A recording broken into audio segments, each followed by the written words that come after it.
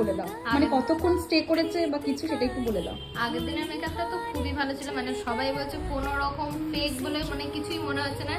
নিজের skin tone মানে আমি সেটা পুরো সবাই বুঝতে পারছে যে হ্যাঁ কোনো রকম আলাদা কিছু না, যেরকম মেকআপে আর কি আমরা ভাবি যে মেকআপ করলেই একটা খুব ব্যাপার, বাট তা নয়। আর আমি তো পরের দিন সকালবেলা, তাও বেলা কটা হবে, 11টা 11:30, না আমি হেয়ার কিছু খুলেছি না আমি মেকআপ কিছু তুলেছি, ওই সিঁদুর অবস্থাতে ওই সমস্ত মানে একদম ওকে অল রাইট।